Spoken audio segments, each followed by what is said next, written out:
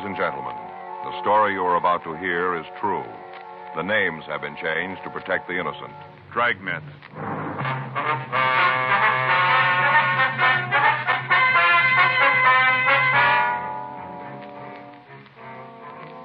You're a detective sergeant. You're assigned a robbery detail. 2 men are terrorizing your city. They're both armed and considered dangerous.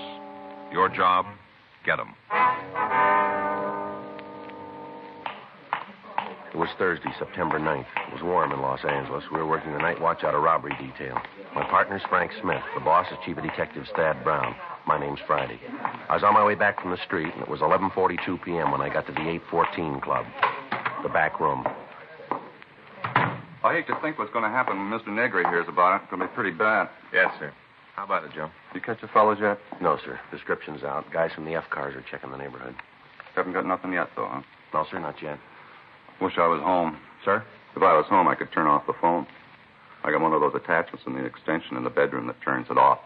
Wish I was there now. Mr. Negri's really going to be sore. Mm-hmm. Was there anything at all about the 2 men that would stand out and make it a little easier for us to identify them? Tell you the truth, Sergeant, if there was, I didn't see it. All right. I was scared. Darn scared. I'm not afraid to say so. Yes, sir. I can tell you again, if you want me to, about the robbery. All right, if you would. Might be something you didn't remember the first time through. Okay. Guess it was about 11:15 when it came in. Just a guess, but I think it was about then. Uh-huh. A dark one. He had the machine gun. He kind of moved over so he had a good look at the people sitting at the bar. What kind of a gun was it? Machine gun.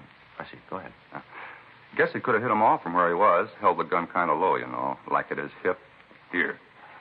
Mm-hmm. What about the other one? Well, he waited with his friend, then he walked up to the bar and stood right in the middle of the floor. He had the automatic, huh? Yeah. It looked like a .45. He stood right in the middle of the place, just looking there, watching me. What happened then? Well, the fellow out in front reached over and pulled the plug in the jukebox, turned it off right in the middle of the record, pulled the plug. And that's what made the other people turn around. Uh-huh. Turned right around and looked at the guns. That's when the light fellow, the one with the .45, he said, "Sit where you are. This is a stick-up." Are those his exact words? Well, near as I can remember, yeah. He kind of had a squeaky little voice, like it was still changing, you know. Yes, sir. But those were the words. Sit right where you are. This is a stick-up. All right, Mr. Gilmore, you want to go ahead? Well, the one with the funny voice told everybody to get up and turn around so they was facing the bar, you know, with their back to the hold-up man. Made them all turn around. Mm-hmm. Then he told them to start in the back of the place and walk over to one of the tables and dump all their money out. Said not to forget anything. Put it all there. Did they take anything besides money? Not that I saw. Well, there were a couple of people who had pretty good-looking watches on, but the only thing the bandits seemed to want was cash. I see. Then they left after they got the money, is that right? Yeah. Walked to the door and said for us not to try to call anybody for 5 minutes. After that, they walked out. Did you see if they had a car? No, sir. Didn't even go near the door. We did like they said, 5 minutes, and after that, I called you. Mm-hmm. You'd know them again if you saw them, would you? You bet I would. You put me in a crowd with them, and I'll tell you. No trouble there. I'd know them. Oh, excuse me. Go right ahead. 814 Club. Yeah. Oh, yeah, Mr. Negri. Uh-huh. That's right. Well, who called you? Yeah. Well, there wasn't anything I could do about Mr. Negri. Well, no, sir. Both of them had guns. Yeah. All right, sir. That's the way you feel about it. All right, sir. Fine. I'll be in the morning. Right. Good night. Fired me. Well, that's too bad. I thought I heard you say you'd be in the morning now. Yeah. Well, I come in to pick up my money, you know. I see. Yeah. Time I get here tomorrow, he'll have another change of heart, so hire me back. I've been fired 12 times already. 12. He always hires me back. Isn't anybody else who worked for him? Is that right? Well, he had a lot of trouble keeping help. He thinks I should have stopped the hold-up men myself. Just walked in with my bare hands and stopped them. Pretty silly when you think of it. Uh-huh. He says they're only kidding with the guns, that they wouldn't have really shot me. Pretty silly. Says he'd have bet on it. All right. Doesn't take too much to figure that out. Well. Either way, I'd have lost, wouldn't I? The description of the suspects, the method of operation they'd used, everything about the robbery sounded just as if it had been read from our M.O. bulletins. For the past 3 weeks, Frank and I had been after the 2 gunmen. All sources of information had been tapped. Victims and witnesses had been questioned and re-questioned. People in the immediate vicinity had been talked to. Mug shots had been pulled and worn out by handling. To date, in concrete information, we had exactly what we'd started with. 2 gunmen who were moving around at will and robbing citizens where and when they chose. The victims of the latest robbery were shown the mug books, but they were unable to make an identification. The canvass of the area turned up no usable information. Frank and I worked until 3:45 a.m., and then we filled out the log and left the office. The next morning, we checked with Captain Donahoe and Chief Brown. As a result of the meeting, we arrived at the only possible solution to apprehending the suspects. Legwork and a lot of it. We spent the rest of the afternoon rechecking informants. At 9:30 p.m., we stopped for dinner, and then we went back to the office. You got the address Sam gave you? Yeah, it's here somewhere. Yeah, here it is. Yeah. You think it's worth checking out? Well, we got nothing else to do. We might as well. As soon as I get these straightened up, we can take a ride out there and see him. Yeah. Robert Murphy. Yeah, he's here. Just a minute. Friday? Yeah, Mur. Take 3, will you, Joe? Thanks. 3? Yeah. This Friday. Yeah, boy. When was that? Well, it's possible. Did you see anybody else? All right, we'll come right over. Bye. It's Highland Park. They just picked up a guy for 459. Yeah? Matches the description of our blonde hold-up man. You think it'll check out? I don't know. They shook him down when he was picked up. They found a 45 with a full clip. It's pretty heavy for a burglar. Yeah, let's go over and talk to him. Sure be a break. We've been chasing luck long enough. Well, maybe we caught up. Frank and I signed out of the office immediately, and we started over to Highland Park. It wasn't the first time we'd gone out on a similar call. During the time we'd been after the hold-up men, there'd been several others. All of them had to be checked out. We never knew when an odd piece of information might turn the lead that we'd been looking for. Just before we turned off onto Avenue 64, a call came in over the radio. All units on frequency 1, stand by. You want to turn it up? All Yeah, units I got on it. frequency 1, stand by. Stand by 11J4. All units on frequency 1, please stand by. Sounds like a good one. Yeah, wait a All minute. units in the vicinity of Highland Park area. All units in the vicinity of 6045 York Boulevard, Highland Park Division. Units 11F2, 11F3, 11F5, and 11F7. And all traffic units, attention. It's a big one. At 10:47 p.m. this date, an armed man entered the Highland Park Police Station and forced an officer to release 2 prisoners. The man was armed with a submachine gun believed to be a .45 caliber. Suspect is described Sounds like our boy. as WMA.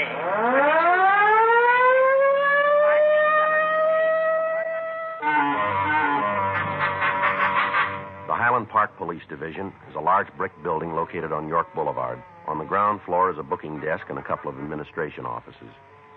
Directly behind the booking counter across the hall is a cell block. Prisoners are held there pending further investigation or transfer to the main jail. When Frank and I arrived, there were a dozen police cars around the building. Other units were searching the area for the escaped suspects. The call had gone out to the entire state, and members of the Highway Patrol and the Sheriff's Department and all other departments were joining in the manhunt. Frank and I talked to Officer Boyd Hutchins, the policeman who'd been on duty when the escape took place. Well, he came in the side door, and first I thought he just wanted some information. Uh-huh. When I walked over to take care of him, I couldn't see the gun. He was carrying it low, kind of hidden by the counter. You didn't see him come into the building then, huh? No, I was on the phone. First I knew was when he asked me if he could see Burton. Uh-huh. I told him we couldn't swing it right then. Said he'd have to come back. And that's when he asked me if there was anybody around who could okay a visit. Well? I told him there was and said for him to come back in the morning. That's when he showed you the gun, huh? Yeah, he brought it right up over the counter. Said for me not to cause any trouble and I wouldn't get hurt. He didn't have to tell me. Yeah. If there'd been a chance for me to take him, I might have tried, but I didn't see how it'd prove anything for me to bleed all over him. Yeah. He made me take him back to the cell block. I unlocked the door and he told Burton to come out. What about the other guy? Oh, his name is Kenneth Lechner. He was in the same cell with Burton. The guy with the machine gun asked if he wanted to go for the ride, and Lechner said yes, and then the 3 of them walked out of the building. Did they make any attempt to tie you up, anything like that? No, he just said sit tight. I wasn't about to argue. What do you know about this Lechner? Oh, he was picked up on a warrant from Oklahoma. What charge? Murder. We went to the city hall and we checked the name Gail Burton through R&I. There was no record on him in Los Angeles. We forwarded the information on him to George Breton up at CII in Sacramento. The rest of the night was spent in checking out the possible places the suspects might have been hiding. In a city of over 2 million people, there are a lot of places. While we were combing the city, men from the Sheriff's Department were going over the county territory. We had a vague description of the car that was used, but it might match any one of several hundred being driven on the streets of Los Angeles. Roadblocks were set up on principal routes leaving the city. Special details were standing by at all train and bus depots, and the airports were covered. Leaves and days off for all personnel were canceled, and by the time the search got out of low gear, over 3,000 policemen were looking for the three men. Field stations were set up in the less populated areas, and coffee and hot soup were served to the men participating in the search. The night dragged on without result. Saturday, September 11th, we received a report that two men answering the descriptions of Burton and the man who'd aided in his escape had tried to rent a boat down in San Diego. However, when this was checked out, it proved to be false. Saturday afternoon, we received information from George Brereton that Burton had an arrest record in Sacramento and that mug shots and all information were being forwarded. We got in touch with the authorities in the northern city and asked them to check further on the friends and relatives of Burton. When the mug shots arrived, they were shown to the holdup victims. Mr. Gilmore, I'd like to have you take a look at these pictures, see if you recognize any of them. Mm-hmm. You think there might be one here of the fellow who held us up? Well, we want you to tell us if you can. Uh-huh. No. Not him. Uh-uh. No. Well, you remember how I told you Mr. Negri give me my job back? Yeah, I remember that. He did, just like always. Oh, that's fine. As soon as he read in the papers how they broke out of jail, he said I was right not to cause trouble. As soon as he found out about the jailbreak. We're not sure they're the same men yet, Mr. Gilmore. Don't know why. Sir? Don't know why, you ain't sure. Here's his picture. This is the man who held you up? Yeah, one and the same. How about it, Joe? Burton. The other victims also identified Burton as one of the men who'd held them up. With the name of the man, we at least had some place to start. We put in a call to Sacramento, and we talked to the police department up there. We found that the suspect had been arrested on charges of suspicion of burglary, suspicion of robbery, ADW, and assault with intent to do great bodily harm. In spite of the numerous arrests, Burton had only served one term in the county jail. We got all available information on him, and the search was intensified. We'd gotten reports from informants that the three men might try to escape across the border into Mexico. San Diego was notified of this, and Al Gayton was dispatched to the international boundary of Tijuana to aid the Mexican police. 2 days passed without news of the suspects. Monday, September 13th, Frank and I got back into the office from chasing down a lead that went nowhere. Better check with the skipper. Yeah, I'll do it right away. I got it. Robbery Friday. Yeah, all right, I'll take it. Long distance San Francisco. Might have gotten up there, huh? Hello. This Friday. Oh, yeah, Eddie. Mm-hmm. Yeah, well, we got the identification from Brereton. No, nothing yet. When was that? That could be. It'd give him time, wouldn't it? Just a minute, Frank. Yeah? It's Eddie Vandervert up there. When did these guys pull the first job? I think it was August 16th. Place over on Pico. That's the first one, isn't it? Yeah. August 16th, Ed. No, the other one doesn't show up on any of the sheets. Kenneth Lechner.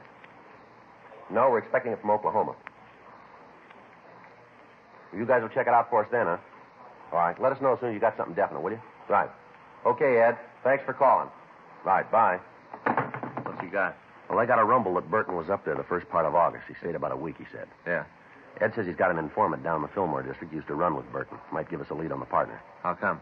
Well, according to the informant, Burton met a guy up north. They got real chummy. They left town together. Come up with a name? Yeah, he did. Kirby Monet, M-O-N-E-T. Been in trouble? A couple of times. Petty stuff. Rumble's got it that he was always talking about going big, forming his own gang, cutting into the heavy stuff. Matches? Real good. Monet's description's the same as our number 2 man. Pictures of Kirby Monet arrived from San Francisco, and when they were shown to the victims of the thieves, we had a positive identification on our second suspect. Armed with this information, the job of the men in the field was considerably easier. Now they knew who they were looking for. 10:42 p.m., Frank and I started downstairs for our car. Excuse me, Paul. Yeah? You tell me where the office of the chief is? Down the hall and to the right. Thanks. Wait a minute, fella. Hold on. What do you want to see the chief about? That's personal. Maybe you better tell me, huh? If I wanted you, I'd ask it that way. All right, get over the wall. Better shake him down, Frank. All right, over here. You don't have to go through all this. I'm not going to cause you any trouble. Your name's Kenneth Lechner, isn't it? That's right. If you couldn't find me, I figured I'd come to you. Frank and I took the suspect to the squad room, and we got in touch with Chief Detective Thad Brown. We told him what had happened, and he said he'd come over to the office as soon as possible. We shook Kenneth Lechner, but we found nothing. We asked him to tell us about the jailbreak. I didn't have nothing to do with it. You got to believe that. We'll let you tell us. I'm giving it to you the way it happened. Where are Monet and Burton? I don't know. Last I saw them, they were out on West Pico. You got an address? No. They're sitting in the car. They had a place case, and they were waiting for the crowd to clear before they took it. You know what place it was? Well, it's a bar out there. Got the name? No, I haven't got any idea. I told you I want no part of it. That's the reason I left.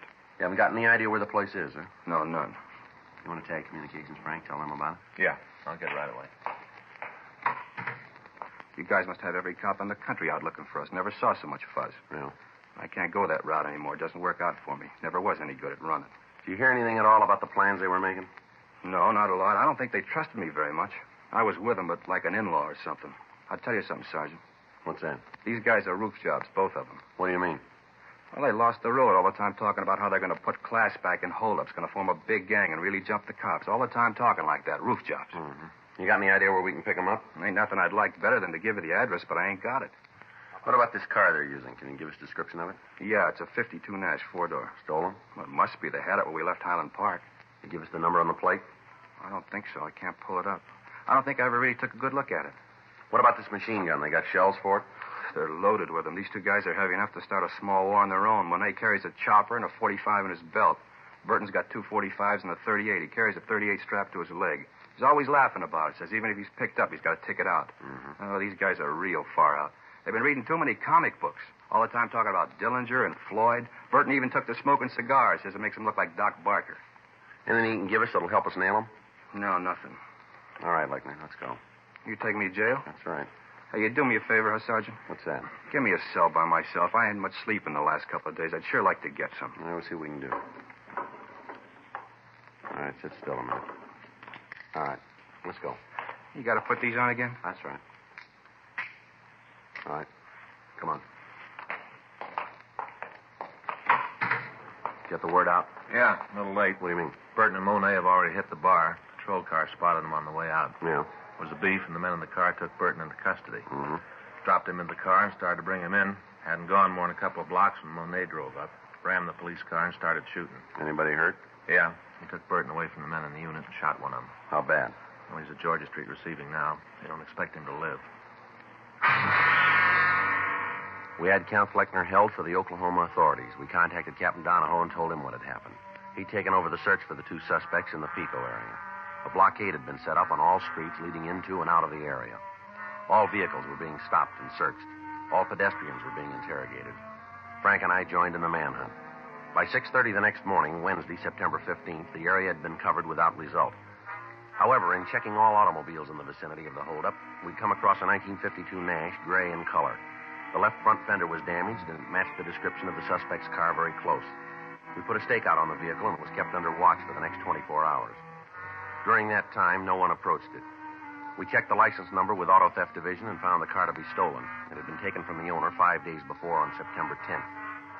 We brought Kenneth Lechner from the main jail, and he positively identified the car as the one driven by Monet and Burton. At the end of the surveillance, a crew from the crime lab came out and identified paint scrapings from the damaged fender as having come from the police car that had been rammed. A crew from Leighton Prince came out and went over the car. While they worked, Frank and I stood by. Looks like we got it turned. Now, it's not going to do us much good if we can't find the guy with the key. Well, he should be about finished now. I'll check with him. All right. I'll walk over with you. Excuse me. Yes, ma'am? Something we can do for you? You know what those men are doing to that car? Police business. You a cop? That's right. You tell me what's going on? Investigation. Of what, the car? That's right. What are you looking for? Information. Not going to tell me, huh? Well, it'd be a little better if we didn't, ma'am. Okay. But he's not going to like it, not a bit. Who's that? The fellow that owns the car. He's not going to like having all you guys roam around. You know the man that owns the car? Sure. I'm figuring to get married. I know him. What's his name? Monet's kind of French-like, romantic. How long you know him? Not long. Sort of a whirlwind courtship, you'd say. Just met each other and we knew. You know where this Monet is now? Not right off. I know where he'll be. Where's that? At his place. I'm supposed to meet him there at 7:30 tonight. We got a date. Why, you want to talk to him? That's right. He's a nice fellow. You'll like him. Almost everybody does. Is that right? Never knew anybody met Kirby didn't want to be around him all the time. Everybody wants to be around Kirby. You know him. You'll see. Well, I won't be too hard, ma'am. Huh? He's already convinced us. We had the girl, Drusilla Roth, show us where the suspect was living. The results of the investigation by Leighton Prince brought out several partial fingerprints. These were identified as belonging to both suspects. We checked with the landlady at the apartment. She verified the fact that Monet and Burton had moved into the place 3 days before. She told us that neither man was at home. In our company, we checked the room. Under a pile of dirty clothes in one of the bureau drawers, we found several boxes of ammunition for the 45s and the 38. There were also several hundred rounds of cartridges for the machine gun. Because of the physical structure of the building, it was decided that the best way to keep the place under surveillance would be for one team to cover the front door, another to watch the rear entrance, and a third to wait in the room itself. Frank called the office, and Sergeants Murphy, Rafferty, and Benson, along with Lieutenant Stoner, came out to help us. We instructed the manager to stay in her room and not let on to either of the suspects that we were in the building. We waited. 6:45 p.m. Should be showing up pretty quick, huh? Yeah. Any word from Georgia Street? Well, I talked to Stoner when he got here. They've given Simon a couple of transfusions. Figure they're going to be able to transfer him to General the first thing in the morning. You going to make it then? Well, looks like it. They took a 38 out of his left lung, 2 more out of his hip. Pretty rough go. Yeah. What time he got? 6:47. Should be here by now if he's going to keep that date. Now, there's another one that comes first. At 7:06 p.m., there was a knock on the door. It was a signal that we'd arranged. We opened it and found that Lieutenant Stoner had come up to tell us that Gail Burton had been taken into custody. He'd approached the apartment, and as soon as the officers stopped him, he'd surrendered, offering no resistance. Stoner wanted to tell us that he and Benson would take the suspect downtown for booking. Frank and I settled back to wait for Monet. 9:20. Oh, I'd sure like a smoke. Yeah.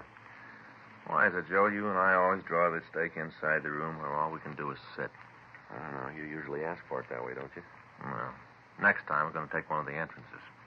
Sit out there in the car.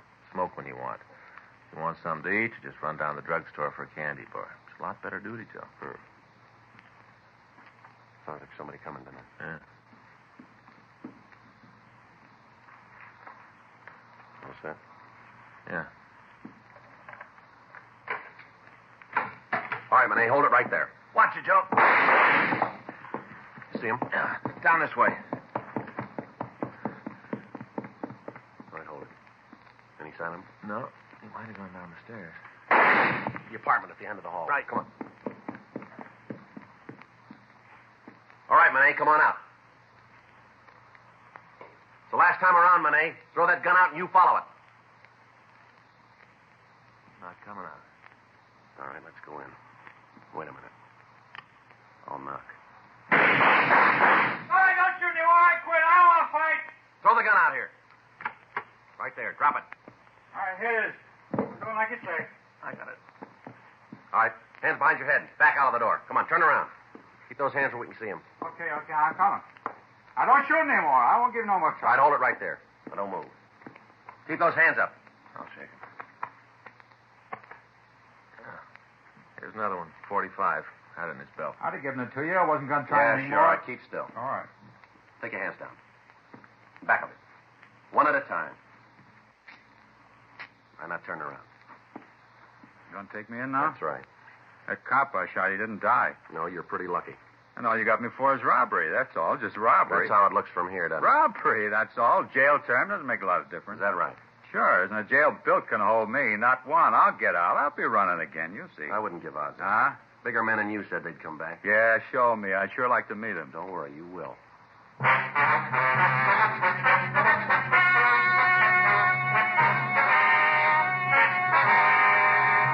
Kenneth Nelson Lechner was returned to the state of Oklahoma for prosecution on a murder charge. A hold was placed against him by the state of California in the event he is paroled. Gail Claude Burton and Kirby Arno Monet were tried and convicted of robbery in the first degree, 6 counts. Violation of Section 4574 PC, bringing a firearm into a prison, violation of the machine gun law, and assault with intent to commit murder. Robbery in the first degree is punishable by imprisonment for a period of not less than 5 years. Violation of Section 4574 is punishable by imprisonment for a period of not less than 1 year in the state penitentiary.